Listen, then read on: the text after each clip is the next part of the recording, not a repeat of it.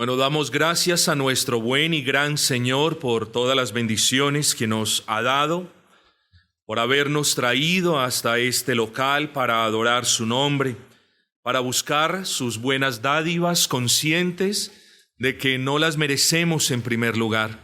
Recordemos, mis amados, que si algo merecemos es el justo juicio de Dios por nuestros pecados.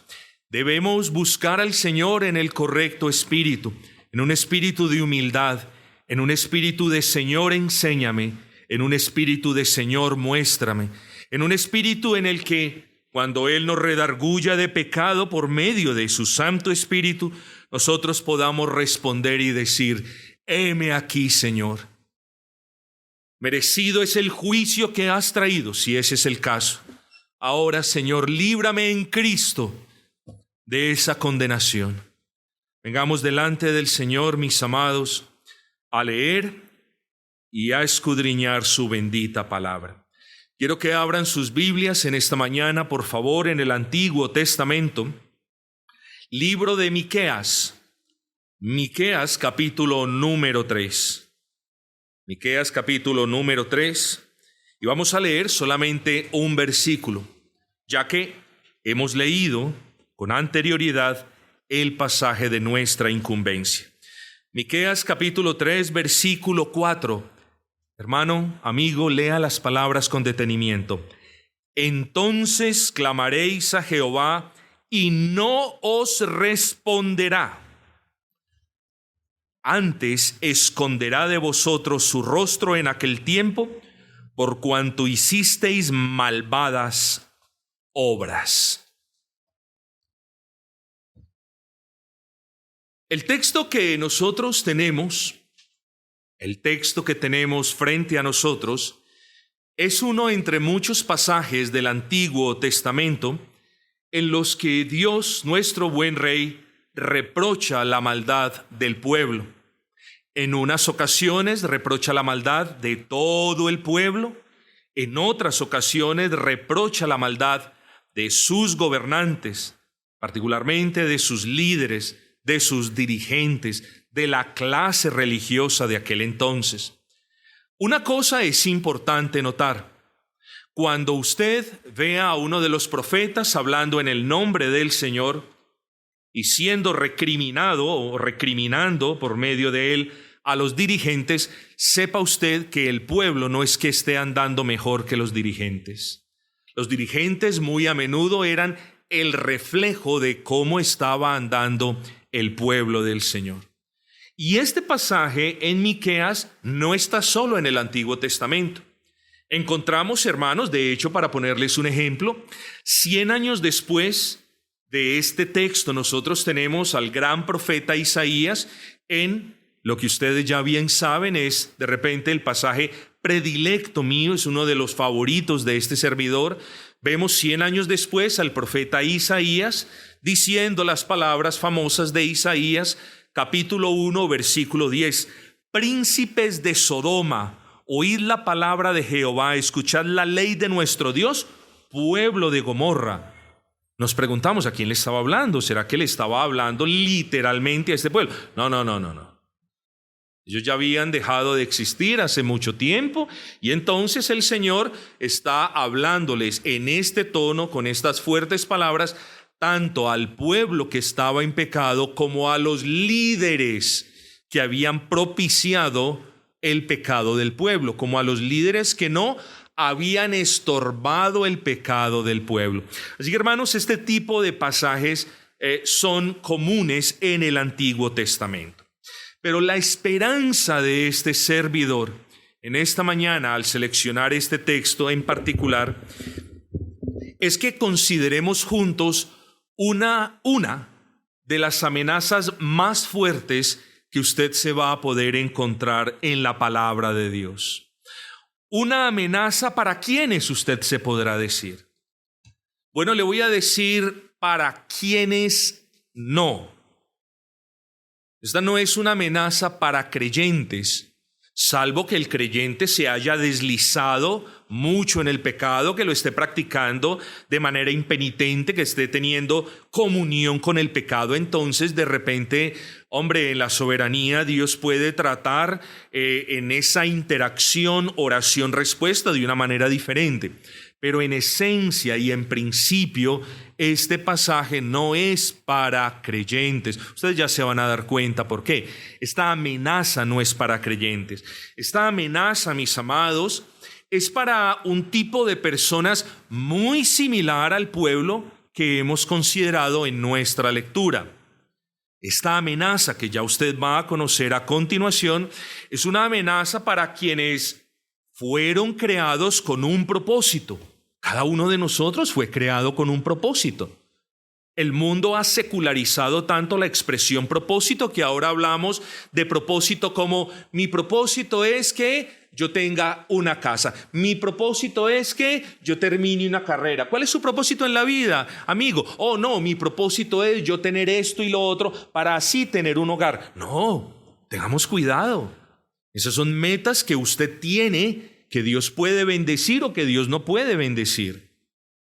Pero el propósito que nosotros tenemos, cada ser humano tiene, lo vamos a ver ahora. Entonces, esta amenaza es para aquellos que habiendo sido creados con un propósito, de nuevo ya lo vamos a ver, no desean vivir de acuerdo con ese propósito. Esta amenaza también es para aquellos que conociendo las demandas de la ley de Dios, persisten en ignorarlas. Pero pastor, yo no conozco los 10 mandamientos. Alguien me puede decir, no conozco lo que es la ley moral, no conozco los 10 mandamientos, no conozco la ley natural en el corazón del hombre, no conozco nada de esto. Luego, quedo exonerado del cumplimiento de esa ley. Bueno, no es así de sencillo. Y lo vamos a ver más adelante. Esta amenaza es para quien han recibido tanto de Dios y han usado lo mucho que Dios les ha dado, no para buscarlo a Él, sino para sus propios deleites y para su propia perdición. Este pueblo de este texto que acabamos de leer era así. Fue creado con un propósito, pero no quiso vivir de acuerdo con el propósito. Conocía las demandas de la ley de Dios, es decir, conocía qué era lo bueno, lo malo, conocía qué era lo justo y lo injusto, y conociéndolo, no obstante, no quiso vivir de acuerdo con la justicia de esa ley. Y este fue un pueblo que, habiendo recibido tantos favores de índole inmerecido, tanta gracia común si se quiere, este pueblo había recibido, misericordia a granel. Ahora, si hubiesen aprovechado y ahora estuviesen viviendo para sus deleites y perdición. Si usted se identifica de alguna manera, y por eso le pido humildad, yo aquí no estoy para hacerlo sentir mal, sino para que usted se examine a la luz de la palabra que se está predicando. Luego, si usted ve algún tipo de similitud, si usted ve algún tipo, en esto me parezco a este pueblo, hombre, tenga cuidado, mujer, no vaya a ser de que esta advertencia sea para usted. Por eso el título de este sermón, no querrás que esto te pase. Es un título un poco sugestivo. No querrás que esto te pase. Nosotros los seres humanos queremos que nos pasen cosas buenas, cosas agradables, pero no queremos que nos pasen cosas malas. Bueno, esto de lo que le voy a advertir hoy es una de las cosas más malas que le pueden pasar a un ser humano. Una de las más malas.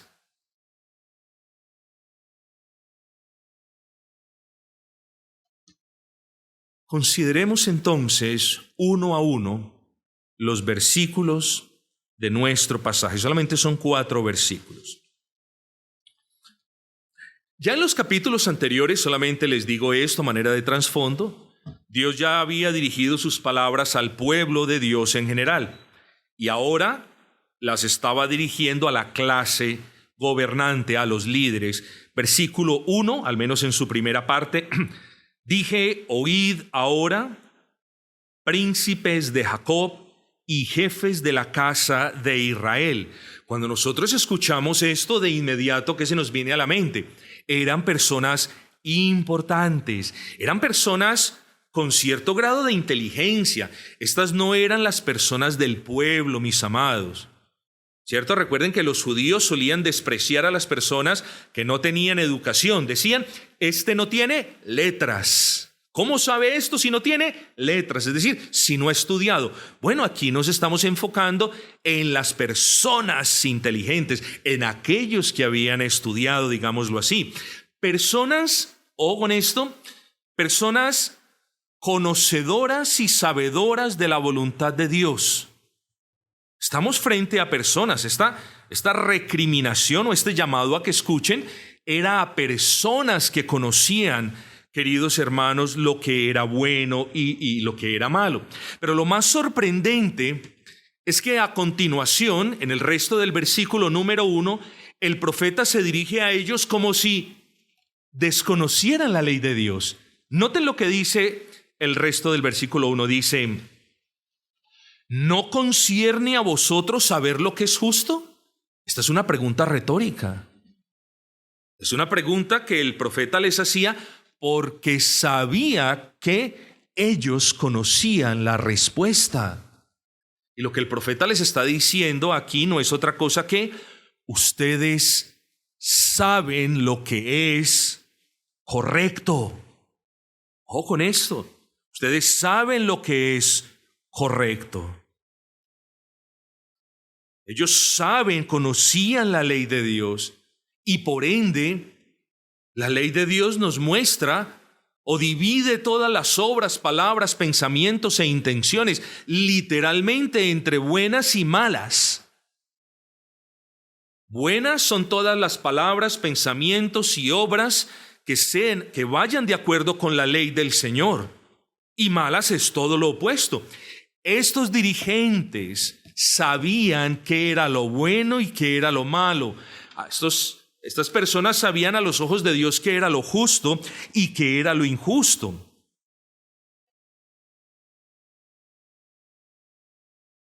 ¿Pero qué hicieron? Desecharon eso.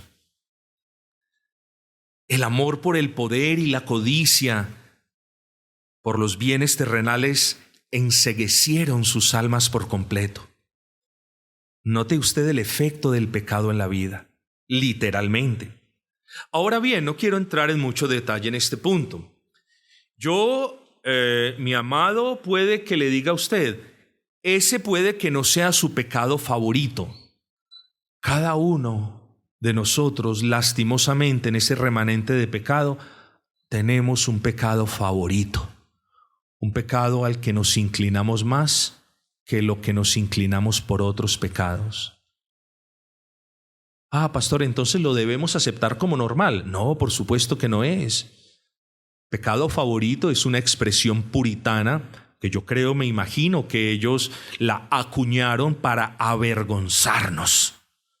¿Cómo es posible que redimidos por la sangre del Cordero tengamos pecados favoritos? Darling sins. ¿Usted sabe la expresión darling sins qué significa? Darling sins significa una persona, un hombre que está casado con una mujer y este hombre tiene una darling, es decir, una amante. Los puritanos usaban la expresión darling sins para los pecados de los que algunas personas son amantes. Están unidos a Cristo, casados con Cristo, digámoslo así, pero tienen amantes algunos de esos pecados. Tenga cuidado. Así que puede que este no sea su pecado favorito. Pero el punto, hermanos, la intención de este servidor y espero del Espíritu, no es traer este pasaje para que usted se identifique con el pecado favorito de estos dirigentes.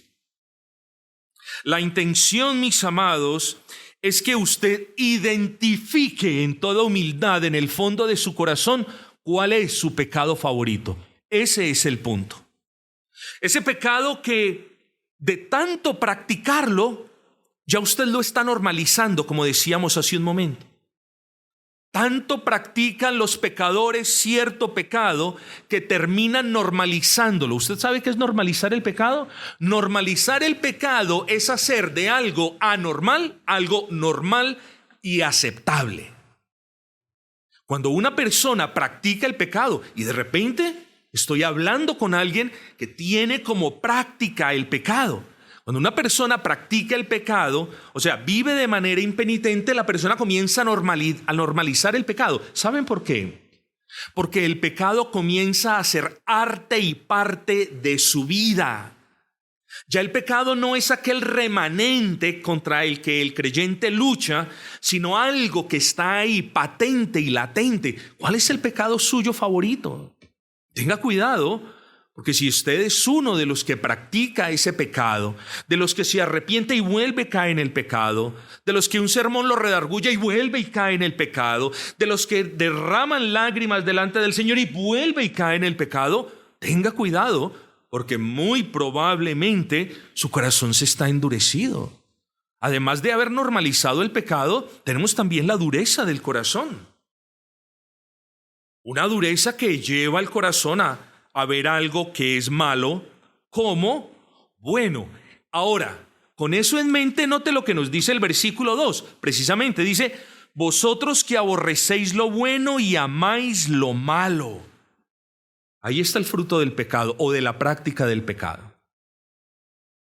Las personas cometen, practican, se deleitan tanto en infringir la ley, en violar la ley, que ya la ley les parece algo gravoso.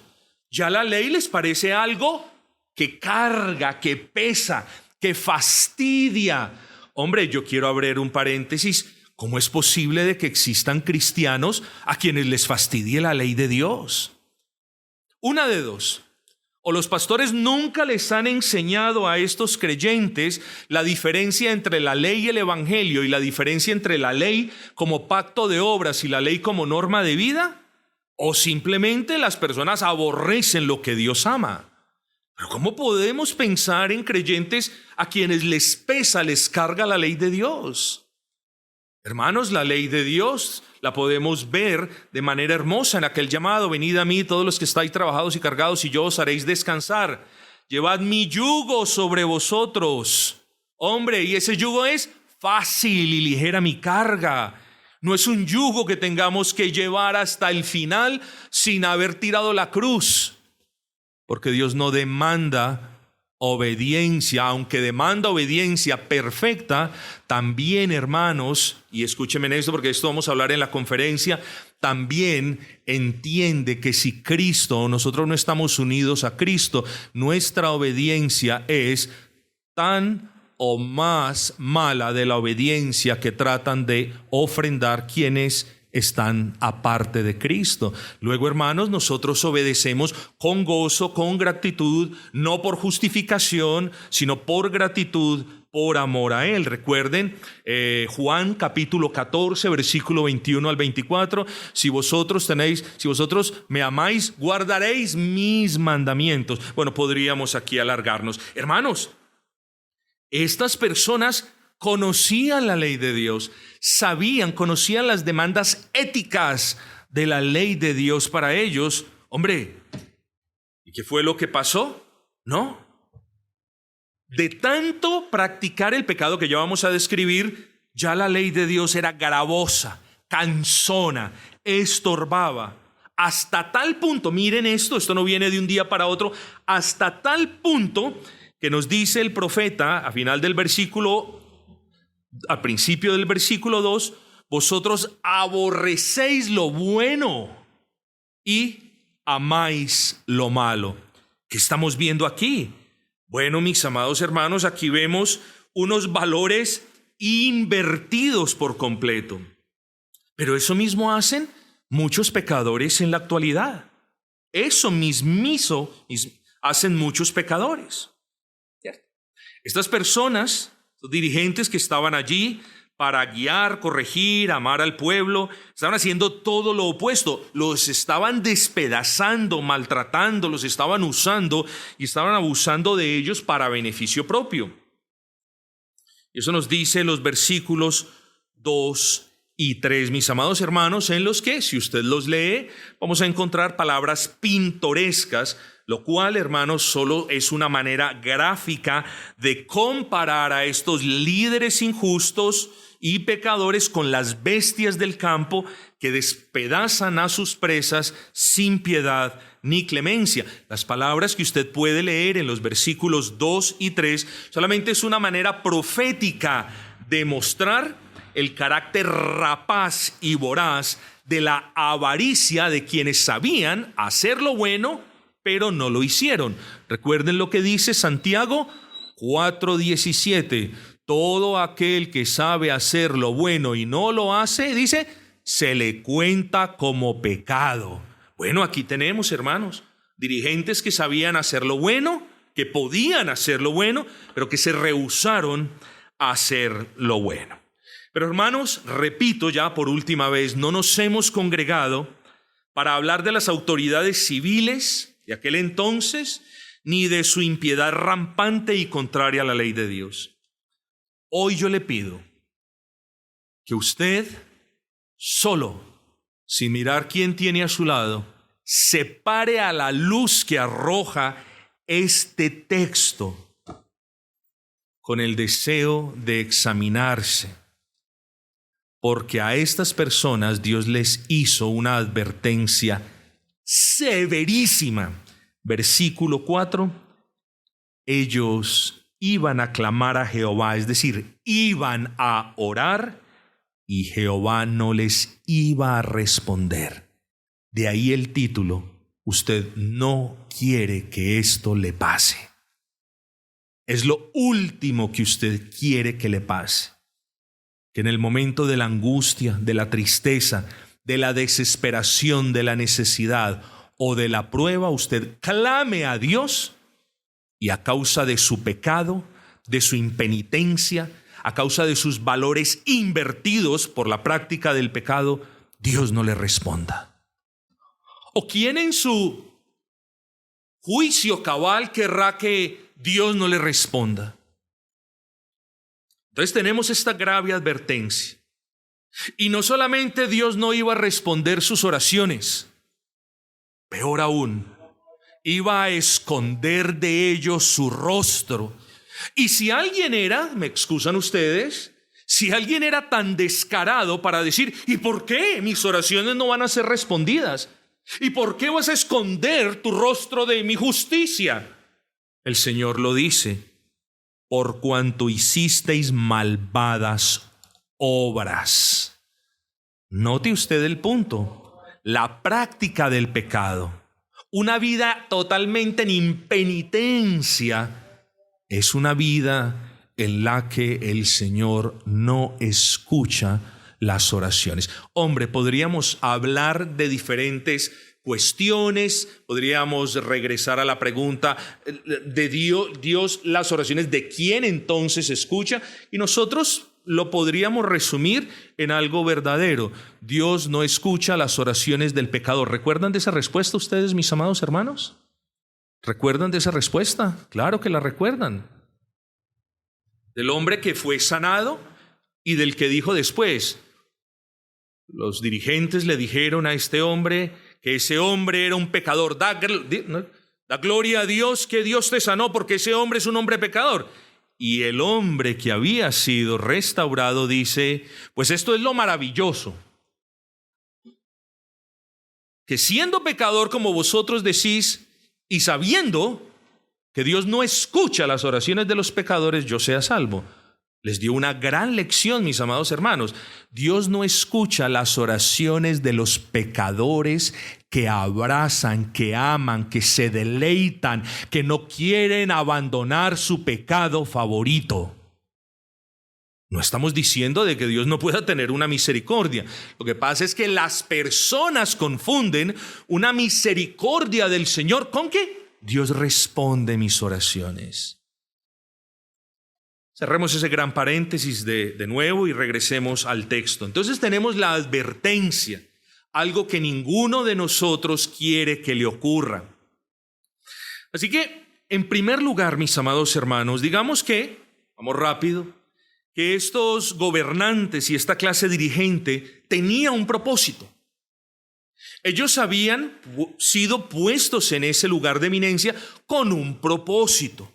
Y ese propósito era juzgar al pueblo, liderar, presidir al pueblo con justicia y con rectitud, cosa que a todas luces no hicieron. Bueno, usted como pecador impenitente, déjeme, yo le hablo al corazón, no lo cierre. Usted como pecador impenitente también fue creado con un propósito.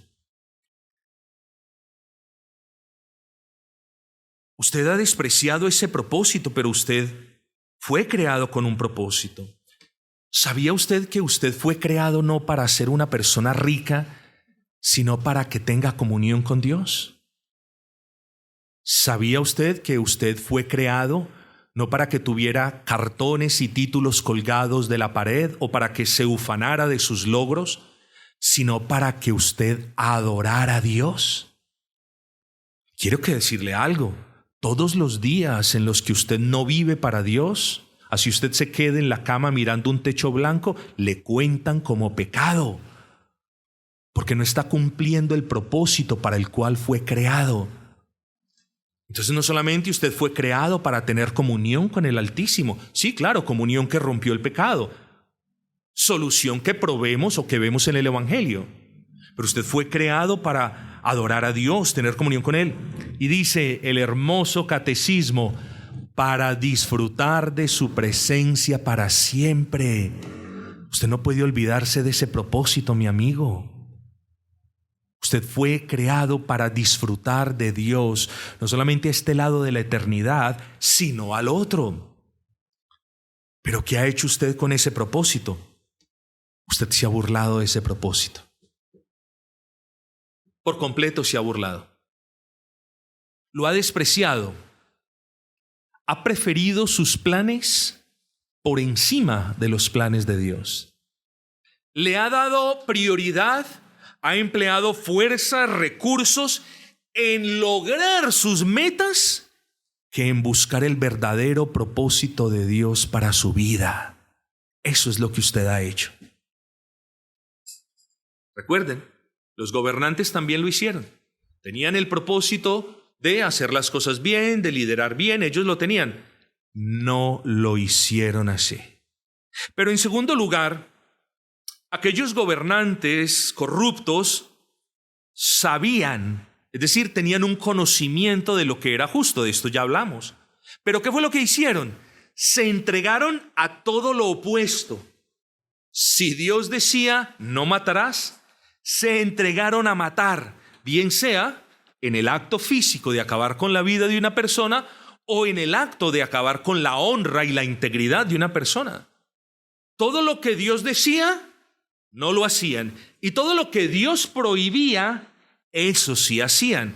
Bueno, no es muy diferente a la sociedad en la que estamos y de repente no muy diferente a alguno de ustedes, no queriendo sembrar en ninguno la duda, más bien pidiéndole al Espíritu que lo redarguya, porque puede que yo me esté dirigiendo a uno de ustedes. Y note esto. Cuando Dios creó al hombre a su imagen y semejanza, Dios imprimió su ley en el hombre. Nunca se olvide de esto. Nosotros decimos, imprimió la ley moral en el hombre, los 10 mandamientos de la ley moral los imprimió en el hombre. Pastor, pero si los 10 mandamientos habrían de llegar 1000 y pedazo de años más tarde, ¿cómo fue posible eso? Bueno, lo que pasó en el monte Horeb o en el monte Sinaí fue la promulgación de la ley.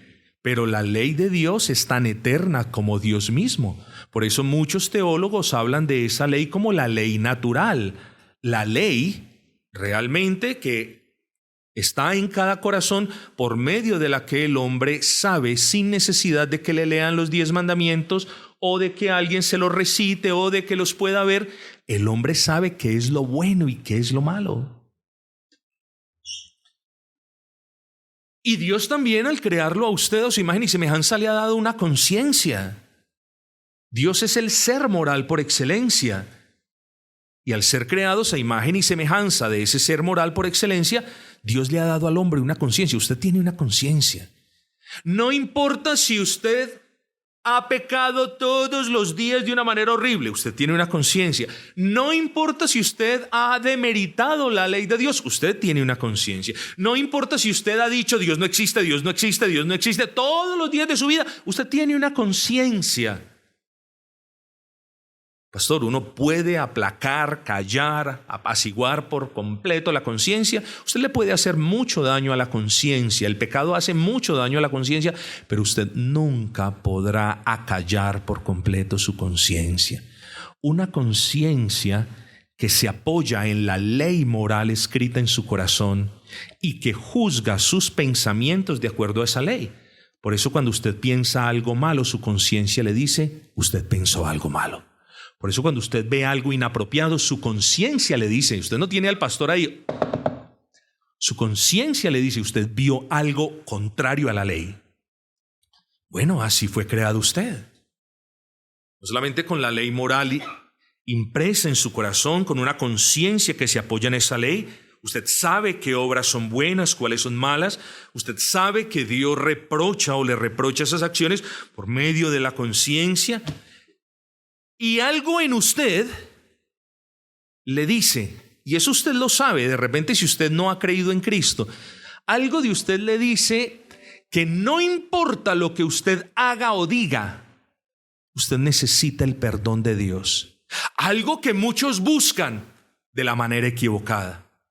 Porque muchos buscan ser perdonados por Dios trayendo ofrendas, recorriendo plazas a rodillas, subiendo montes también en rodillas, pagando penitencias, dando una cosa y la otra, y no obstante en su corazón dicen, es insuficiente, necesito ser perdonado por Dios. Nunca se le olvide eso. Cuando usted esté frente a una imagen, cuando usted esté frente a una estatua, cuando usted esté frente a algo que el hombre haya hecho y que le haya dicho, pueblo, he ahí vuestro Dios, sepa usted que ni de esa imagen, ni de esa estatua, ni de cualquier representación mental que usted pueda hacer, de esas cosas usted no va a tener perdón jamás. Entonces, hermanos, notemos. Usted fue creado con propósito y ha desechado esos propósitos por alcanzar sus proyectos. Segundo lugar, usted sabe lo que es bueno. ¿Y qué ha hecho? Dedicarse a hacer lo que es malo, ha trastocado el orden natural de las cosas y entonces usted ahora ama lo malo, aborrece lo bueno. Y como si eso no fuera poco, tenemos un tercer punto. Estos principales del pueblo, ¿Dios qué les había dado?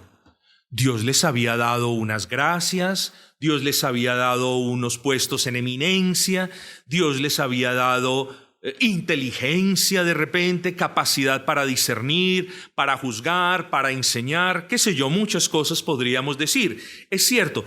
¿Y qué hicieron estas personas con todo lo que Dios les dio? ¿Lo pusieron al servicio de Dios? No, mis amados hermanos. Tomaron todo ello y se aprovecharon del pueblo.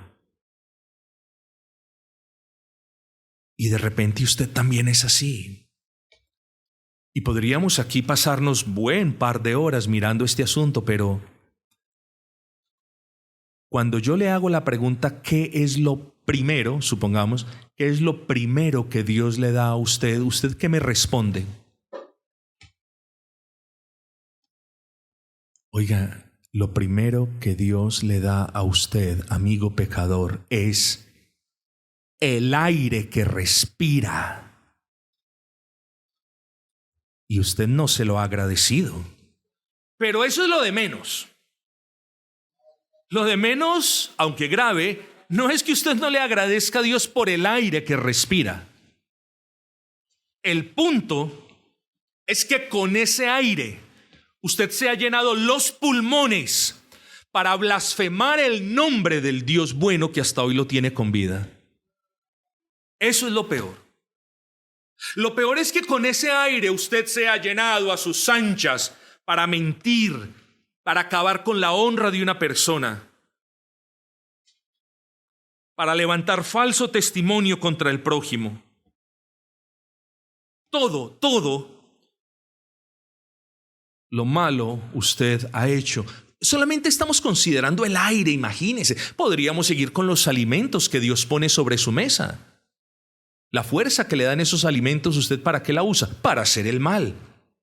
Bueno, entonces el punto es, cuando consideramos esto del aire, solamente por poner un ejemplo, hombre, usted lo usa para todo menos para alabar a Dios.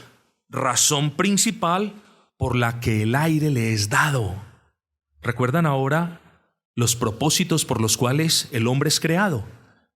Estar en comunión con Dios, glorificar al Señor, adorar a Dios.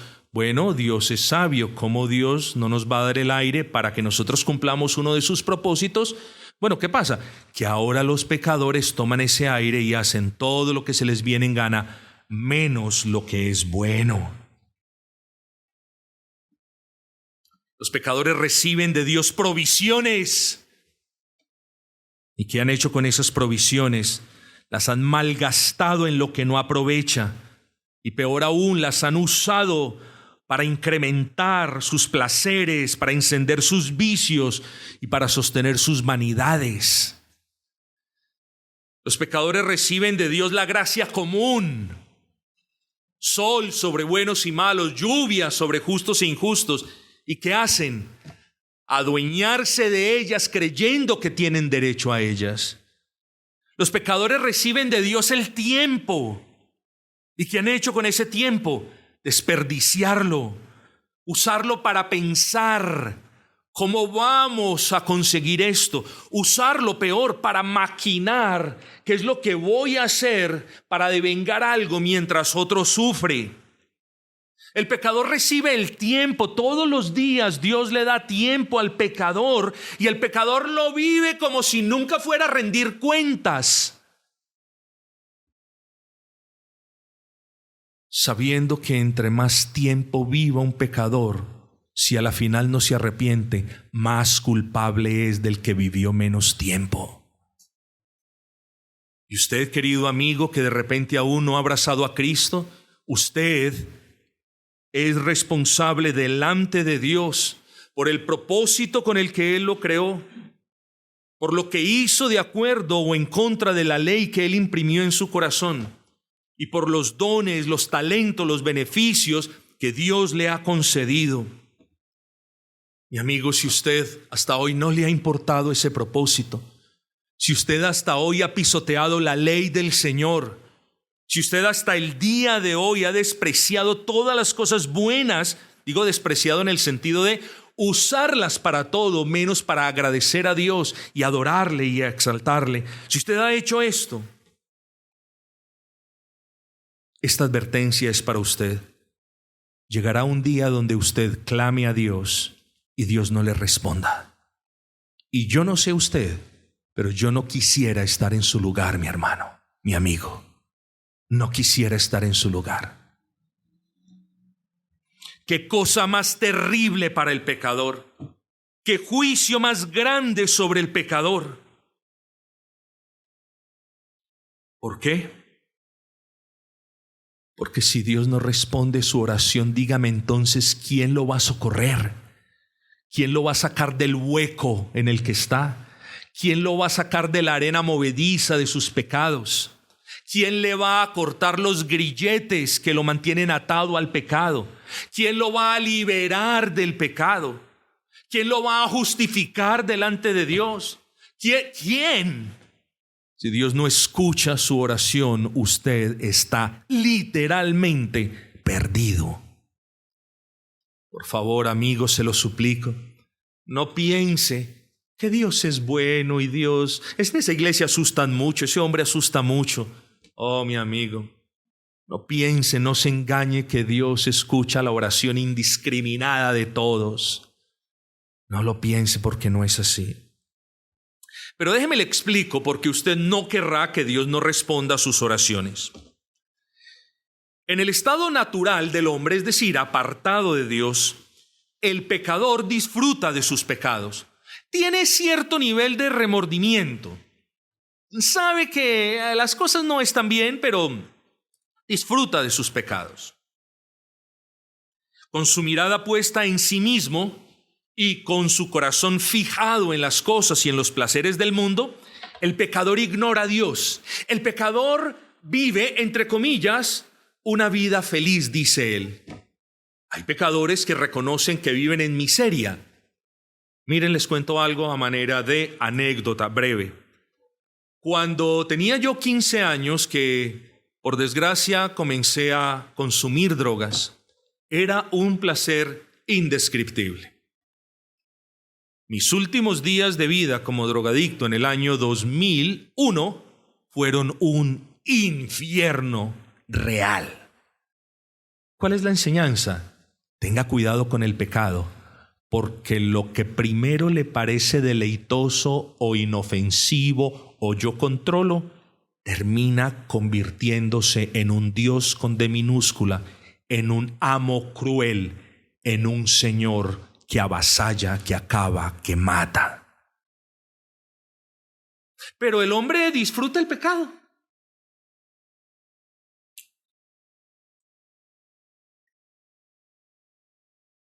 Lo invito a la iglesia tenemos un sermón evangelístico.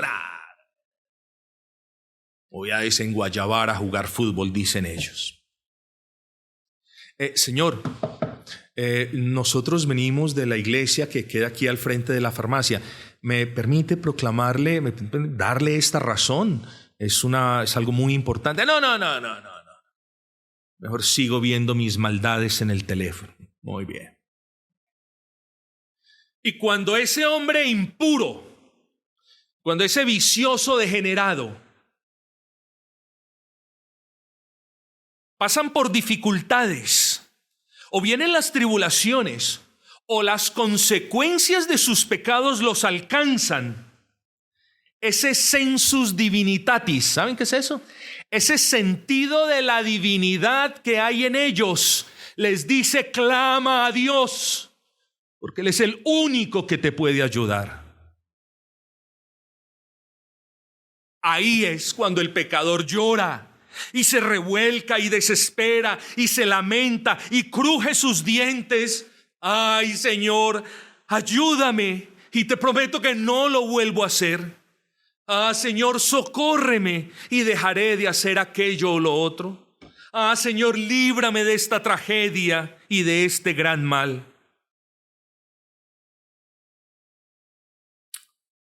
Todas esas peticiones urgentes, todas esas rogativas desesperadas, todas estas plegarias adoloridas en medio de la tragedia, no son escuchadas por Dios.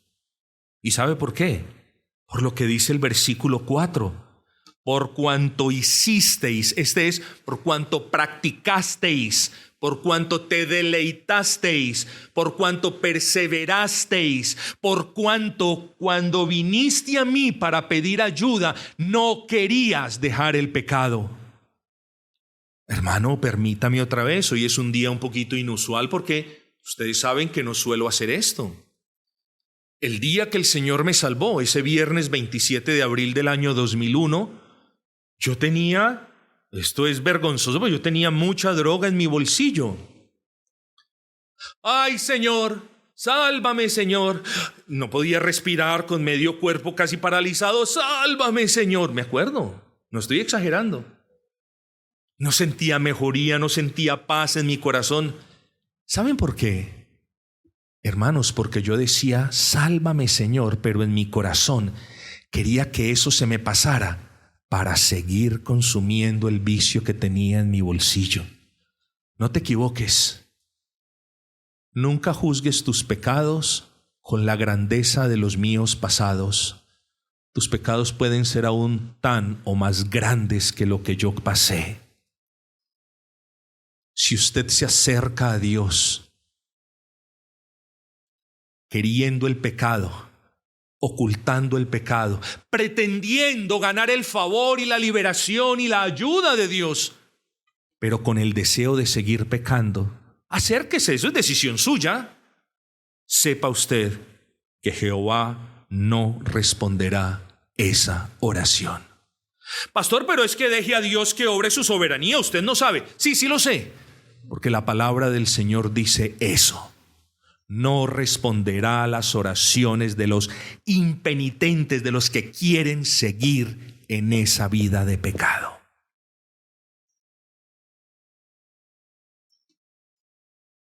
Vamos a leer el versículo 4. Entonces clamaréis a Jehová y no os responderá. Antes esconderá, terrible esto, de vosotros su rostro en aquel tiempo, por cuanto hicisteis, practicasteis, perseverasteis en malvadas obras. Dios no escucha el clamor, digámoslo así, de una persona, no tanto porque esta persona esté separada de Dios, porque nosotros en algún momento estuvimos separados de Dios, ¿no es así? Y clamamos, ¿y qué sucedió? El Señor nos oyó. Entonces no cometamos el error de decir, no, es que Dios no escucha a las personas porque están separadas de Él. No, versículo 4 no dice eso. El versículo 4 dice, Dios no escucha las oraciones de las personas que no quieren acercarse a Él verdaderamente. Usted no puede pretender que Dios responda a una oración de una persona que está apartada de Dios y que simplemente quiera ser salvada por Dios, pero no acercarse a Dios.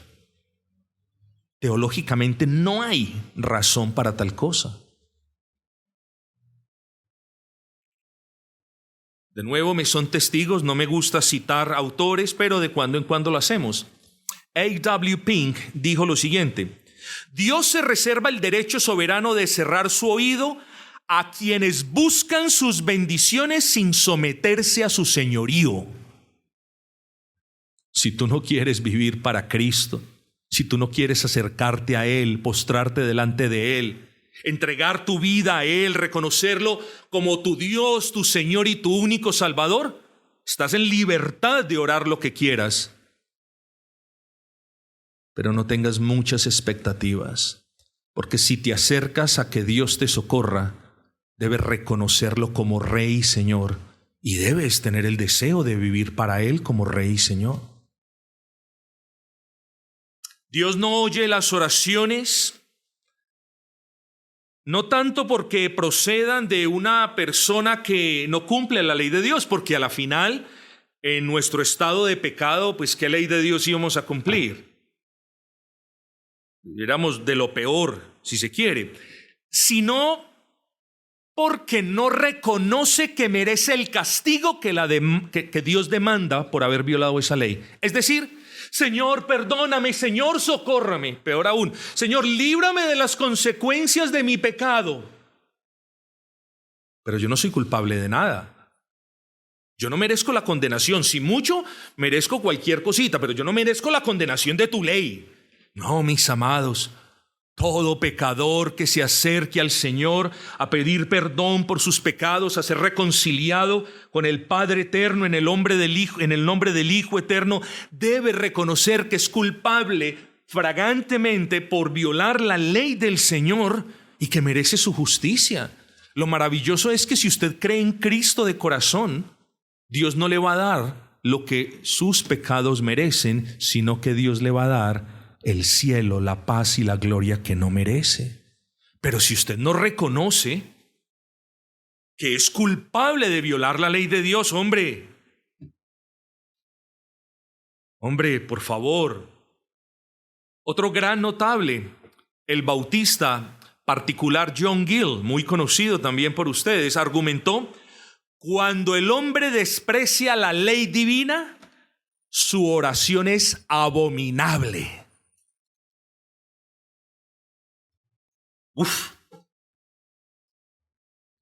Quisiera, sin sarcasmos ni mucho menos, pero quisiera que algunas iglesias cristianas que ya han desechado la ley de Dios por completo, que solamente la enseñan de boca, quisiera que meditaran en esto de repente. Dios no escucha las súplicas de aquellos que claman a Él con remordimiento. ¿Usted sabe cuál es la diferencia? La diferencia es tan grande como la que hay entre Judas, el que se suicidó, y Pedro, el que fue usado por el Señor poderosamente. El primero tuvo remordimiento. ¿Cómo es posible de que yo hice esto? Miren, reversen sus acciones. Aquí traigo las monedas de plata. No, esto que hice fue muy malo. Pedro, cuando vemos lo que hizo Pedro hizo algo tan malo o peor como lo de Judas. ¿Negar a Cristo? O sea, pero el Señor obró arrepentimiento en Pedro. Mis amados, siempre aprenda a distinguir el remordimiento del arrepentimiento. Hoy no es un sermón para traer esta distinción, pero sí es muy útil que usted al menos identifique que el remordimiento viene, por ejemplo, solo dar un ejemplo, cuando a usted lo pillan haciendo algo malo. ¡Ay, me pillaron! Y usted lo primero en lo que piensa no es defraudé al Señor, defraudé. ¿Qué es lo que me va a tocar ahora pagar por esto malo que hice? ¿Qué vergüenza me va a tocar pasar por esto malo que hice? Eso es remordimiento. Dios no escucha las oraciones de aquellos que creen en Cristo. Comienzan a temblar los hermanos. Y en alguien más. Señor, esto lo digo con respeto porque ni me burlo de nadie, ni así tampoco debe ser desde el púlpito. Señor, perdóname por mis pecados, Señor. Vengo a ti, incluso, este ejemplo no es como el anterior. Vengo a ti arrepentido, Señor, quiero apartarme de mis pecados. Perdóname porque yo sé que tú y tu madre me pueden perdonar. Si no es apoyándose únicamente en la persona del Hijo Eterno, no hay perdón para nadie. Es decir, nosotros debemos pedir perdón como Cristo nos enseñó a pedir perdón. Elevad oraciones al Padre en el nombre del Hijo. Dios no escucha las oraciones de quienes no quieran confesar sus pecados. Bueno, podríamos seguir hablando. Estimado amigo, le repito lo que le dije hace un momento. No le estoy diciendo que Dios no tenga o no pueda tener alguna misericordia de usted. De lo que le estoy advirtiendo es de esto. Si usted no quiere ser salvo de sus pecados, si usted se quiere enfrentar en el día del juicio al Dios justo, sin tener un mediador como Cristo, si usted quiere pagar, si usted quiere experimentar, esto lo digo cierto, hiperbólicamente, de manera exagerada para que usted mire el punto, si usted quiere pagar el precio en el infierno que Dios demanda por sus pecados, entonces a usted no le importa si Dios escucha o no escucha la oración. Pero si usted de verdad anhela ser justificado por Dios, y ojo con esto, para que el propósito de Dios en usted se cumpla, es decir, para que usted tenga comunión con Dios, usted tiene que ser justificado por Él. Porque si usted no es justificado por Dios, usted siempre va a estar apartado de Dios. La justificación es la gracia, ese punto judicial, digámoslo así, acto judicial en el que Dios lo declara a usted como si nunca hubiese cometido pecado, porque usted puso su confianza en Cristo. Así que para que usted tenga algún tipo de cercanía, relación, amistad, compañerismo con Dios, usted tiene que ser justificado. Y dicen las Escrituras, nadie será justificado por las obras de la ley, es decir, nadie podrá obrar la ley, obedecer la ley para ganarse justicia. Entonces, pastor, ¿qué puedo hacer para que el propósito de Dios en mí se cumpla? ¿Qué puedo hacer para que el propósito de Dios de tener comunión con Él se cumpla? Oh, querido pecador, lo único que hay para hacer, si ves tu pecado, es que traigas ese pecado delante del Padre y pidas perdón por ese pecado, sabiendo y entendiendo que si has creído que en la cruz del Calvario el Señor Jesucristo tomó ese pecado, también lo pagó. Soportó la ira de Dios toda una tarde, hermanos. El sol se oscureció. No hubo sino tinieblas sobre la faz de la tierra y el peso de la ira de Dios. Ustedes saben qué decían los puritanos en esa oscuridad cuando nadie veía el rostro de Cristo. Muchos de los puritanos decían: la oscuridad sobre la tierra mientras Cristo estaba pagando el precio por los pecados de todos los que creen en Él, tenía un propósito: ocultar los sufrimientos indescriptibles de aquel que nos salvó del pecado. Así que solamente es en el nombre de Cristo. Pero además de ser justificado, necesita ser perdonado. Si tú no tienes a un Cristo que vivió perfectamente para que los méritos de esa vida perfecta fueran consignados a favor de todos los pecadores que creen en Él, tú tienes perdón, pero no tienes gozo y vida eterna. Y si tienes lo otro, tienes gozo y vida eterna, pero no tienes perdón. Pero gloria a Dios que en la persona de Cristo se conjuga o se propicia tanto el perdón de los pecados por medio del derramamiento de su sangre, pero también se conjuga el que el Padre pueda declararnos como justos a causa de su vida perfecta con esa ley que nosotros quebrantamos. Si tú quieres estar en paz con Dios y ser reconciliado con Él y librado de la condenación, entonces, mi amigo, cerciórese de que Dios escuche su oración. Cerciórese de que Dios escuche su oración. Y yo no voy a entrar aquí en una casuística interminable, solamente quiero decirle esto. Examine su corazón y pregúntese: ¿tengo remordimiento o tengo arrepentimiento? ¿Estoy triste, aburrido por lo que me va a tocar por el daño que hice? ¿Estoy triste y avergonzado porque me pillaron haciendo esto? ¿Es eso? ¿O de verdad estoy arrepentido? Y vean, yo les digo, mis amados hermanos, no lo tome como una lista legalista, pero tome en cuenta estos aspectos que le van a ser de bendición. Cuando una persona está verdaderamente arrepentida de algo que ha hecho, que ha dicho, que ha pensado, claro, arrepentida de su pecado, esa persona es profundamente convencida de su pecado.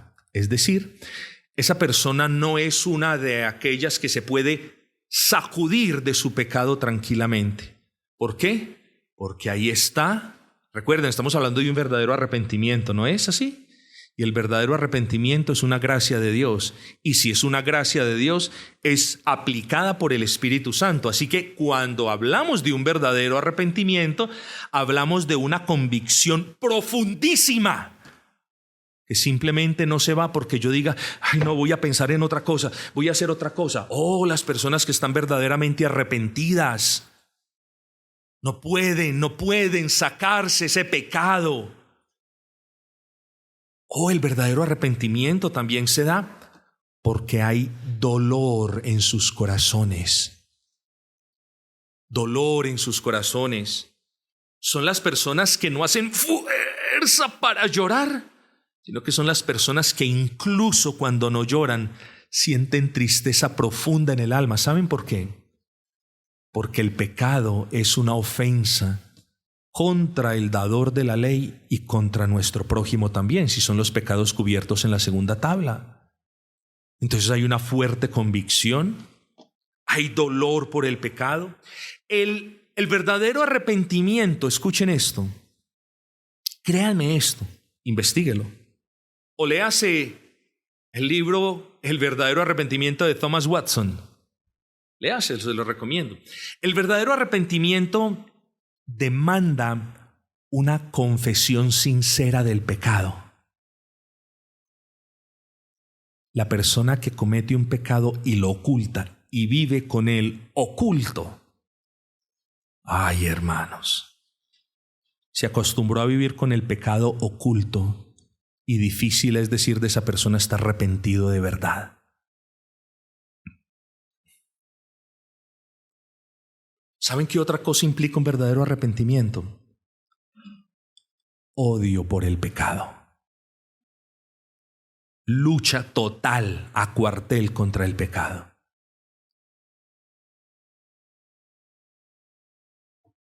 Y últimamente,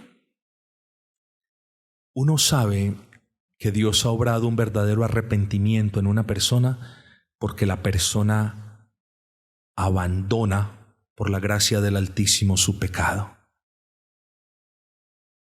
Examínese entonces y pregúntese,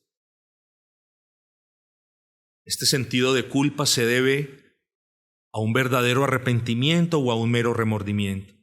Segundo, examine y respóndase. ¿Amo el pecado por el que estoy pidiendo perdón? Si usted ama el pecado, si usted disfruta el pecado por el que está pidiendo perdón, ya sabe que no está arrepentido.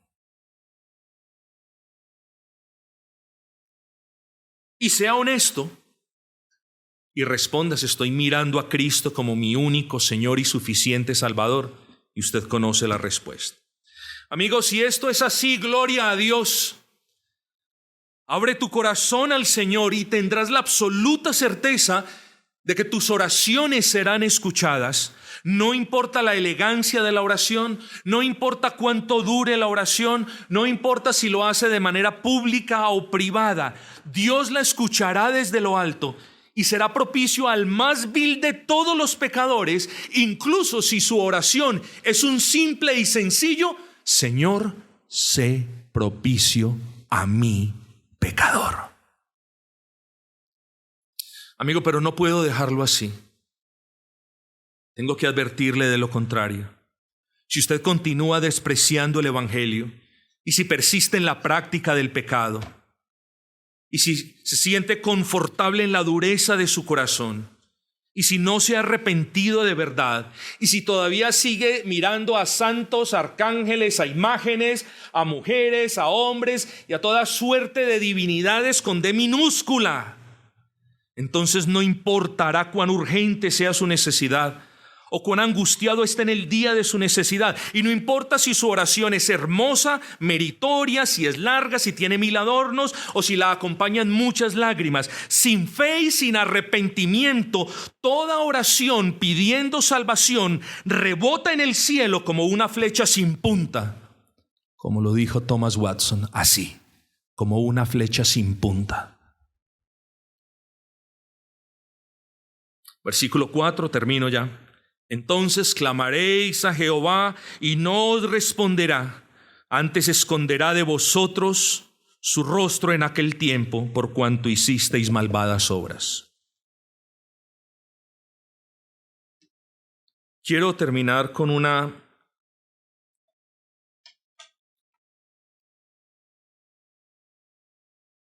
no sé si llamarle advertencia. Llamémosle advertencia, a falta de una mejor palabra en este momento. Les voy a contar 2 anécdotas breves y después les digo a qué me refiero. Estando en una fría noche londinense, por allá en octubre, noviembre, no me acuerdo, pero sí sé que estábamos ya finalizando el otoño, entrando al invierno. Salimos a evangelizar antes del culto evangelístico en la noche y me acerco yo. Y había una persona, uno conoce los latinos, claro, en medio de las demás personas que viven allí. Y le dije, tú eres latino, ¿no es así? Y dijo, sí. Y yo le dije, mira, tengo un mensaje muy importante para ti y es importante, por favor, que tú lo escuches, es muy importante. Es un mensaje literal de vida o muerte. Déjame, yo te digo cuál es este mensaje. Y él me escuchó pacientemente, eso sí tengo que decirlo. Y el hombre, a lo último, ya iba terminando de predicar el evangelio, el hombre se dice, no, es que yo también soy cristiano. Yo sí. Bueno, la historia es muy larga, no puedo contársela en detalle, pero todo termina de la siguiente manera. Señor, es que yo soy cristiano, porque yo soy un inmigrante ilegal. Yo vine aquí de manera ilegal, me dijeron que me regresara para mi país, pero yo no me regresé para mi país y entonces ya me estaban listos para deportarme allá en Heathrow y entonces faltando un día para que me deportaran, yo clamé, yo dije, Dios mío, ayúdame, me acordé de el evangelio que me predicó un testigo de Jehová y me dijo, yo dije, Dios mío, ayúdame. Y pensé, le dije, Señor, que los abogados hagan esto y lo otro. Y al otro día, miren, Dios está conmigo, Dios está con toda la raza humana. Y al otro día vino el abogado y me sacó. Ya, hermanos, la historia sigue, pero solamente les termino eso. Advertencia. No crea que cuando usted abre sus labios para pedirle algo a Dios, y Dios termina en sus providencias, ojo, no concediéndole lo que usted ha pedido, sino que termina en sus providencias haciendo algo similar a lo que usted ha pedido, no lo confunda con oración respondida. Por eso le acabo de dar por un buen tiempo esos parámetros que le ayudarán a determinar a usted si sus oraciones pueden ser respondidas. La segunda anécdota, allá en Londres también, como siempre, la mayoría de los latinos dando mal testimonio de los países donde llegamos. Esta historia me la contaron, esta historia sí no la viví yo. Era un día domingo, como 2 o 3 de la mañana, y en un semáforo en el noroccidente de Londres, un carro se para junto a otro carro. Tenía la música muy dura. Y el carro de la izquierda le hace señal al carro de la derecha que le hace así. Es decir, que se ponga el cinturón. Eso ya es una ofensa severa.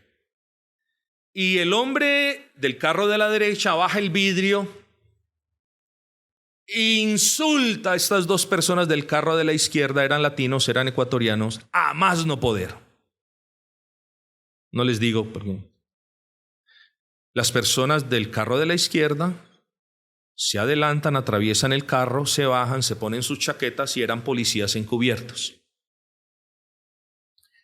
Venían borrachos, perdidos, y los encarcelaron, los iban a deportar. Y de repente escucho que habían dado testimonio en una iglesia.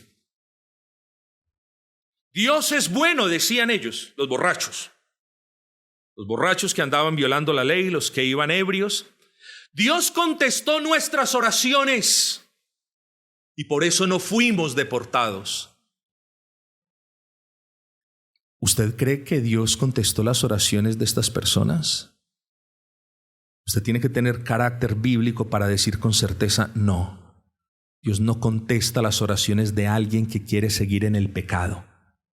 Eran violadores de la ley de la tierra y querían seguir violando la ley de la tierra. Eran violadores de la ley civil y querían seguir violando la ley civil. ¿Y qué sucedió? Que interpretaron eso como Dios me respondió. ¿Y sabe por qué le hago esta advertencia? Porque así engaña Satanás, haciéndole creer a los pecadores impenitentes que una oración es suficiente. Y cuando son engañados por medio de esta triquiñuela, ellos dicen, mi religión es la correcta, no la que está enseñando ese hombre. Mi religión me permite pedirle a María, a José, a Antonio, a Abelardo, a Ananías que me salve. Mi religión me permite andar en pecado. No tengo consecuencias. Conclusión, prefiero mi religión.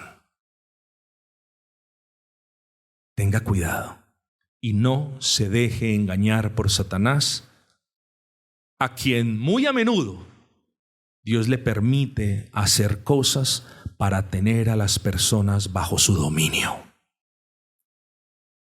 Dios lo guarde a usted de eso, pero a nosotros los creyentes también nos proteja de eso. El Señor tenga misericordia de todos nosotros.